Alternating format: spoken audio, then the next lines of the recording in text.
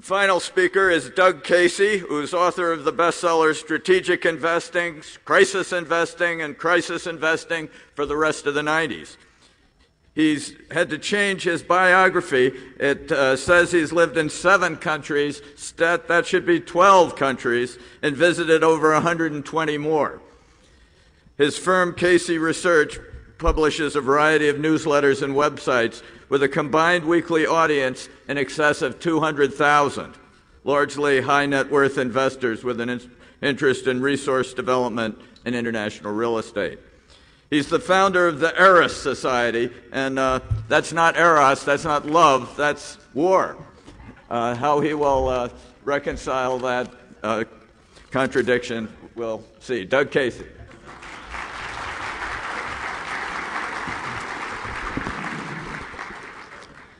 I consider it a shameful thing that this subject even has to be debated.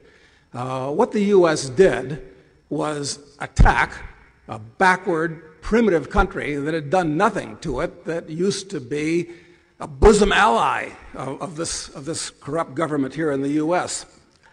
And I can tell you this, that if a Muslim army had attacked the U.S., I should hope that every American would be out there every night trying to kill a Muslim soldier, just like those people are out every night trying to kill an American soldier. Now, this war, for which there's no excuse whatsoever, and I listened to these guys, there's no excuse for it whatsoever, in my opinion. This is complete rhetoric and sophistry that you've been listening to. This war is counterproductive. It cannot possibly have any good upshots at all. I'll tell you why. It's going to destroy freedom in this country. This place, when the Muslims who feel that we're attacking Islam, this is an extension of the Crusades, and I don't want to go who started the Crusades, was it them or us, and back and forth. Forget about it. This is ancient history, literally. When the next 9/11 happens in this country, because of the way this country has been bureaucratized into a national security state, they're going to lock this place down like one of their numerous new federal prisons. And let me tell you something. If you ain't got out by then, you're going to be in a world of trouble, because none of you people, you're all the usual suspects. You're considered enemies of the state, even coming to something like this. And I'll be surprised if there isn't some spook, some creep, somebody from some federal agency here taking names and writing them down, because that's what's happened in this country, and that's what happens in a war economy. That happened in this country, it's happened in the Civil War, it happened in World War I and World War II, and by God, it's really going to happen in earnest now, because they've got a gigantic bureaucracy that wants to find something to do. So the first thing this war is going to do, it's going to just totally destroy American freedom, which has been on the slippery slope for a long, long time. Second thing it's going to do is it's going to totally bankrupt the U.S. government, which Vietnam went a long way towards doing. I see this as a double-edged sword. Perhaps that's a good thing. I mean, as Nietzsche said, that which is about to fall deserves to be pushed. So, and the third thing is, and this is very serious, is it's creating new enemies. People that loved the idea of America now see us as a dangerous, criminal bully around the world. So it's doing absolutely no good whatsoever. Now, winning the war, you know, it's funny. People say, oh, you're anti our troops. We got to support our troops and so forth. Let me tell you something. You remember during Vietnam, the average American, it seemed, they were spitting on those soldiers when they came home and so forth. All right? Now, if you're not actively supporting the soldiers, the shoe's on the other foot. I think it's all mass hysteria. It's all mass hysteria driven by rhetoric and fear. And it's been brought up, we have to do this to defend America. This is complete nonsense. What these people are going to do is start World War III.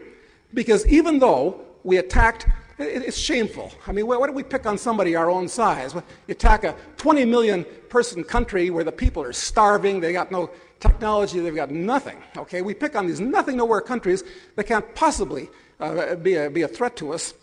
But it's going to wind up, especially if they take this war to Iran, it's going to wind up as World War III. And that's going to be really, really unpleasant. And that's the big danger. Now, who's the enemy? Well, they say, well, wait a minute, it worked when we attacked Germany and Japan. This is ridiculous. You can't make this comparison. First of all, these were modern, industrialized countries, and you were fighting a one-to-one type war. Here, you're getting into a guerrilla war where you're fighting the people. You don't even know who you're fighting. You're not even fighting a government. You're fighting, and not even Al-Qaeda. You're not even fighting Al-Qaeda. This is another nonsense. They like to say we're fighting Al-Qaeda so that it seems like we've got one enemy, one snake that if you crush the head, then we can go home. No. What they've done is they've created 50, 100 Al-Qaedas.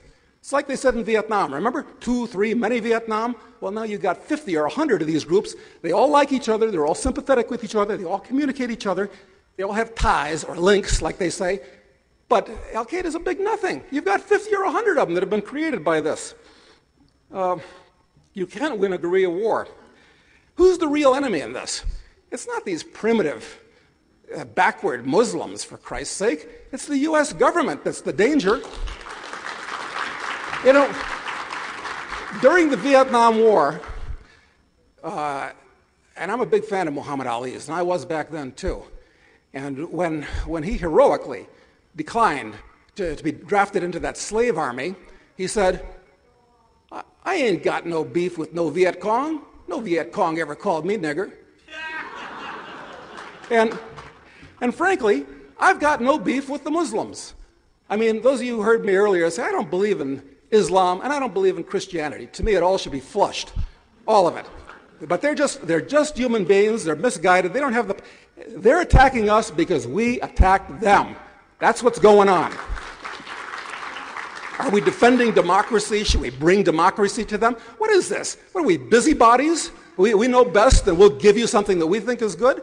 This is embarrassingly insane. Anyway, is democracy a good thing? No. It's nothing but mob rule dressed up in a sports coat.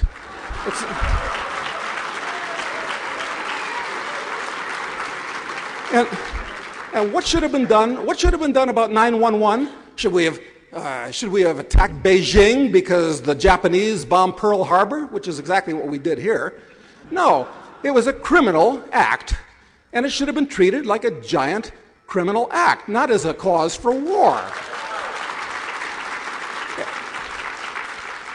And the last thing is, well, you're wondering, well, now that we're in there, we have to win it. Well, you can't win it. It is impossible, and the chances are, with these maniacs that are running the government, and I think Bush, certainly Cheney, he may be criminally insane, actually. This thing could really blow up out of total control, certainly if Iran gets involved, because now you're hunting big game. And the average Iranian is going to go from being still very sympathetic, anti-his government, still sympathetic towards the U.S. It's going to turn it around entirely, and you're really going to whack the hornet's nest then. So how do we stop this war? Now that it's been started, certainly not by trying to win it. That's the definition of insanity. You know what insanity is? It's continuing to do something that's failed and failed and failed and doing it again and again and again. I'll tell you what you do. Here's what you do. If I was president of the United States, and I hope Ron Paul, who's, I don't know if he's the only decent person in Congress, but he's absolutely the only decent human being running for president this year.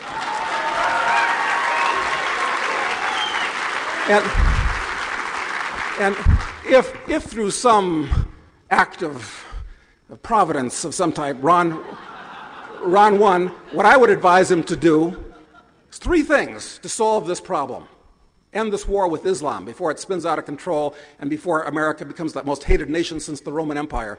Number 1, withdraw all U.S. troops from the 100 countries where we have significant, all of them. They all come home. All those soldiers are doing is picking up lots of bad habits in those countries.